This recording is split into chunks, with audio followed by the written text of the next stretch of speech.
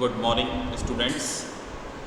मैं Saurabh Kumar Gautam, lecturer electronics engineering, government polytechnic college Jhalawar, आप सभी का ई लेक्चर्स की इस श्रृंखला में हार्दिक स्वागत करता हूं। स्टूडेंट्स, आज हम सब इलेक्ट्रॉनिक्स थर्ड ईयर के सब्जेक्ट EL 301 इलेक्ट्रॉनिक सर्किट्स के पहले चैप्टर के टॉपिक कॉमन ड्रेन एम्पलीफायर और सोर्स फॉलोवर का अध्ययन करेंगे, जिसके अंतर्गत इसका AC इक्विवेलेंट सर्किट और इसके वोल्टेज गेन का अध्ययन हम करेंगे।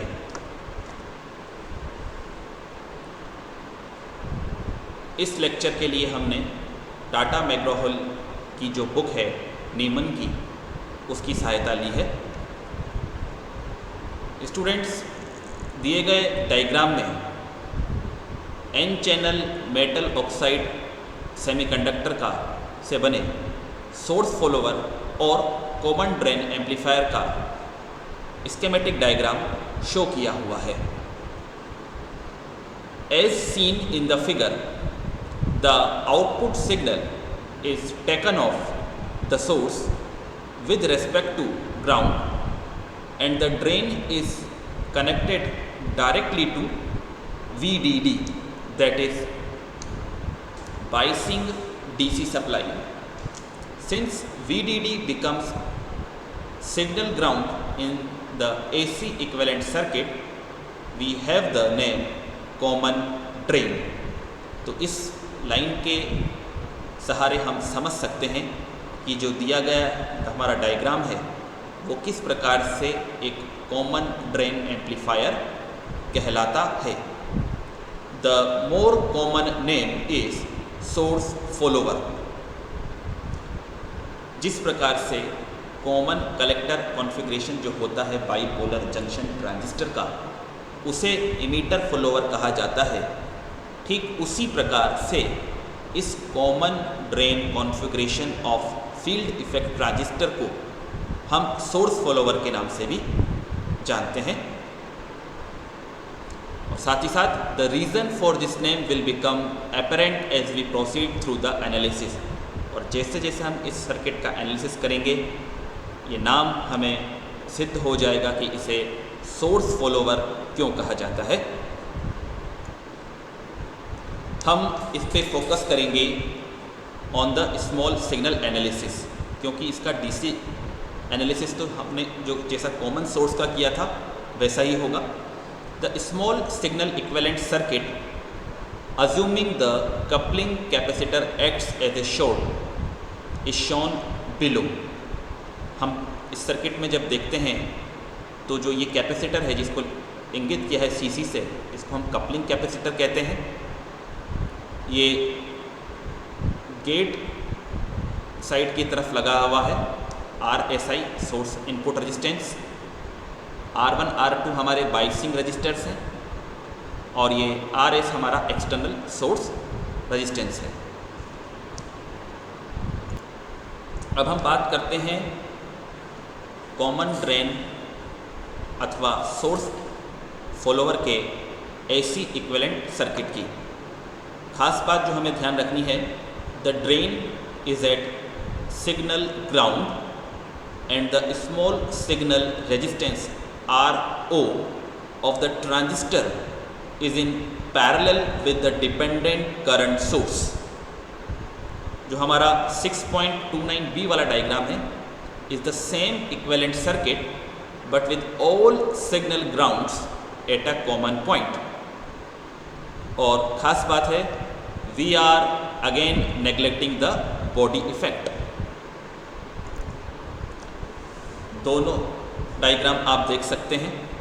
ये डायग्राम हमसे एग्जामिनेशन में पूछे भी जाते हैं कि कॉमन ड्रेन एम्पलीफायर का सर्किट डायग्राम बना के उसका AC इक्विवेलेंट सर्किट ड्रॉ कीजिए।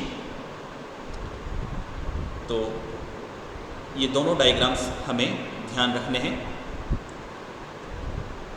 The output voltage can be given as GM VGS multiplied with RS parallel R0.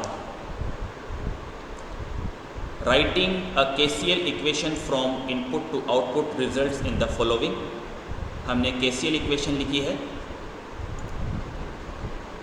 V in is equals to VGS plus V naught is equals to VGS plus GM VGS multiplied with RS parallel R naught.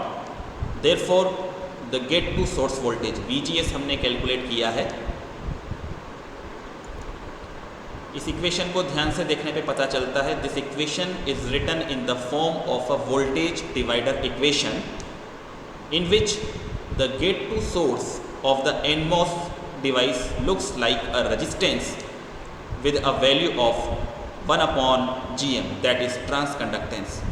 More accurately, the effective resistance looking into the source terminal ignoring small r0 is 1 upon Gm.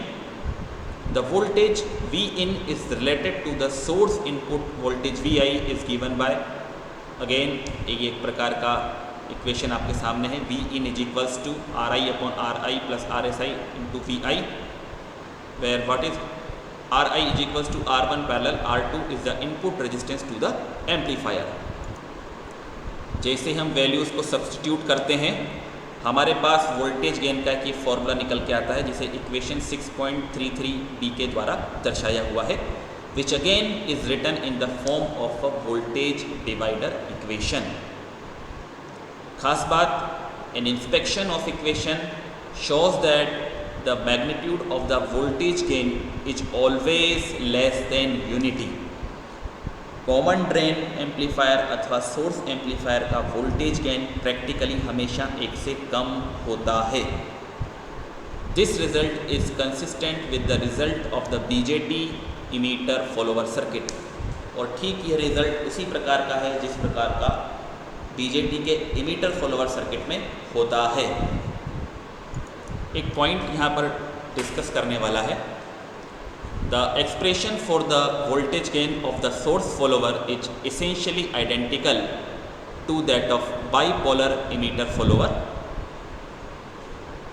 Since the transconductance of the BJT is larger than that of the MOSFET, the voltage gain of the emitter follower will be closer to unity than that of the MOSFET source follower. तो यदि हम BJT से बने emitter follower और MOSFET से बने source follower को अगर कंपेयर करें तो BJT इमीटर फॉलोवर का जो वोल्टेज गेन है वो यूनिटी के ज़्यादा नज़दीक होता है. साथ ही साथ, although the voltage gain is slightly less than 1, the source follower is an extremely useful circuit because the output resistance is less than that of a common source circuit. A small output resistance is desirable when the circuit is to act as an ideal voltage source and drive a load circuit without suffering any loading effects. तो हम जानते हैं कि हमारा जो common drain amplifier है, source follower amplifier है, इसको हम एक बफर एम्पलीफायर के रूप में भी काम में ले सकते हैं, क्योंकि इसका इनपुट रेजिस्टेंस काफ़ी हाई होता है, आउटपुट रेजिस्टेंस काफ़ी लो होता है.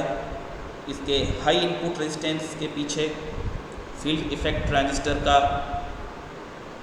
खुद का इनपुट रेजिस्टेंस हाई होना भी रिस्पॉन्सिबल है.